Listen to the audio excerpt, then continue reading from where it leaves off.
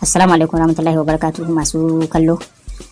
A shirin da ya gabata mu yi magana akan yadda za ka iya mining din diamonds a coin market cap, sannan kuma kai amfani da su wajen siyan NFTs da kuma redeeming din wasu tokens din a Binance. To a wannan bidiyon za mu mai da hankali ne akan yadda za ka yi amfani da wannan diamonds din da ka riga kai mining wajen siyan NFT a Binance. Yanzu za mu kama practical na yadda ake yin amfani da wannan diamonds din. Idan ka je dashboard ɗinka na diamonds, to a nan wajen zaka ga kamar a irin kamar amount na diamonds da kake da su da kuma kamar ranakun da kai ka bi kake mining. Yanzu abin da zamu sai mu je sashe na rewards a can bangaren diamonds din kenan. Idan muka je zaku ga akwai NFTs kala-kala a ciki wanda zaka iya siya.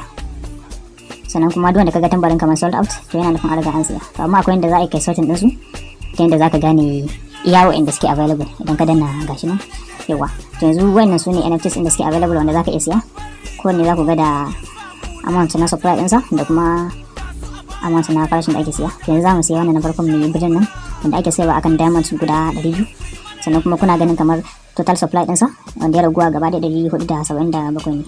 To yanzu bayan mun shige shi za ku ga kamar instructions na B wanda zaka bi instruction din wajen kai redeeming din shi wannan NFT din, sai kai clicking din wannan link din wanda zai kai can Google Play Store inda zaka download din wani wallet wanda ake cewa Engine Wallet. Yanzu wannan Engine Wallet din zaka iya continue ya kai ka can asalin shi Play Store din idan baka jin dadin amfani da browser. To tunda na riga na yi download din sa, yanzu gashi nan na bude shi Engine Wallet din wanda sai kai create din sabon wallet ta ciki. Gashi nan za ku ga option na secret wallet wanda kana zuwa sai ka agree da terms and conditions inda suka baka. Sannan kuma sai mu jira ya yi loading. Yawa yanzu abinda yasa ko ga screen din ya baki saboda ina sa password dina ne. Yawa to yanzu na gama sawa. Yanzu gashi sai in create din wallet, already sun yi min ticket din guda 3. Wallet din da kusan su ne za su kasance kamar default wallet ina.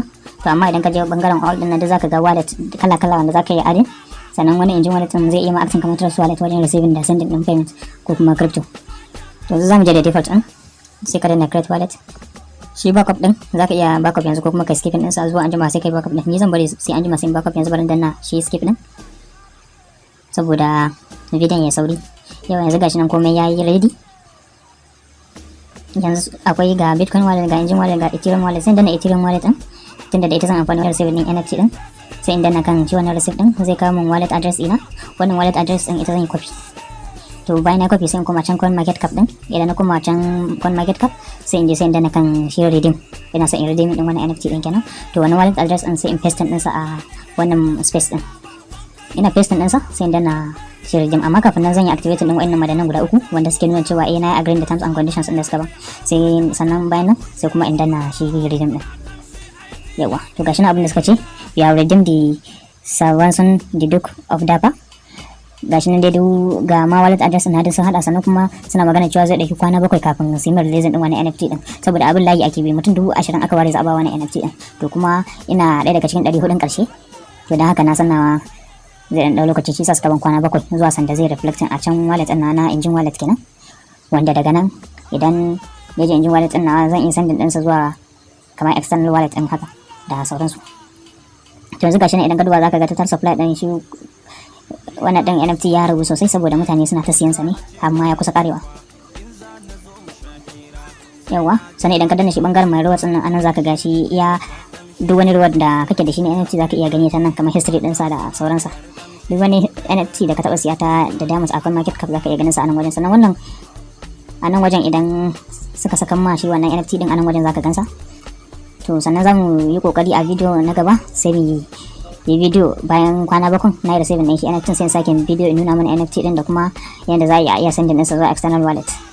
To da fatan mun ƙara da